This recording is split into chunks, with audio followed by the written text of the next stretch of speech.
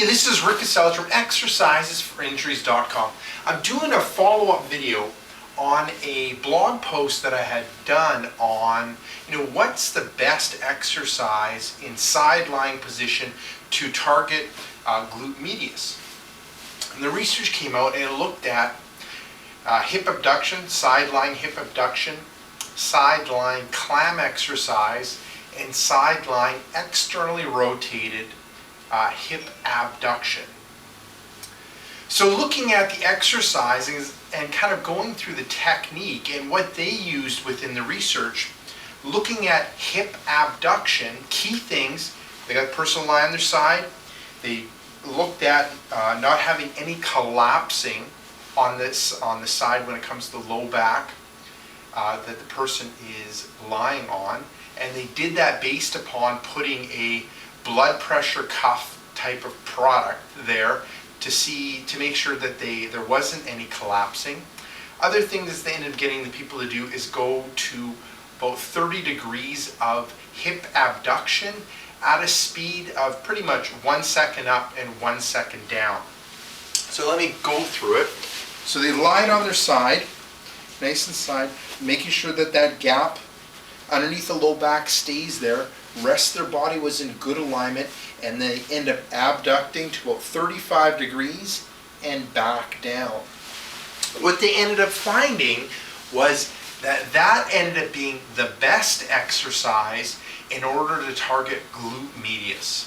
Now looking at the other exercise, the side lying clam exercise, where they ended up getting people to be at about 45 degrees of hip abduction, 90 degrees of knee flexion, and then they ended up getting them to abduct about 25 degrees and come back down. Rest of the body was in good alignment, watching out for that flattening of the back.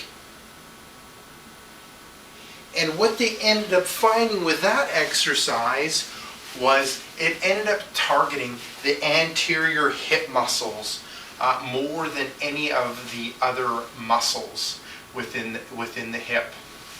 Now looking at the last exercise, so they ended up getting people to lie on their sides, externally rotate the leg, lift it up, and come back down. So what they ended up finding there was that it ended up primarily targeting tensor fasciae lata, which tends to be overactive in most people. Most people don't need to end up focusing in on it. And the other cool thing that they ended up commenting on was when you're looking at hip flexion, after about 40 degrees of hip flexion, glute medius changes its function, and as opposed to becoming a hip abductor, it ends up becoming an internal rotator of the hip. So it's very interesting. So kind of summarizing everything, if you're looking at an exercise that ends up targeting glute medius, the side lying hip abduction ends up being the best. Looking at the clam exercise, it ends up targeting that anterior hip muscles, which most people don't need more work on. And then that third exercise, side lying, externally rotated the hip and lifting the leg up, ends up targeting that tensor fasciae lata, which most people end up being too active on. So Deborah, I hope that ends up helping. And Mark, with your question when it comes to the exercise being functional, what I focus in on and what I like to do is I like to end up having a whole progression of exercises. So this might be where I end up starting people, and then I end up moving them into standing, single leg work, and directional work in order to kind of improve their movement. And if you head back to the blog post, I end up talking about exercise that end up targeting the glute max, glute medius, when it relates to bilateral standing movements. So this is Rick Kaselj from exercisesforinjuries.com saying take care and bye-bye.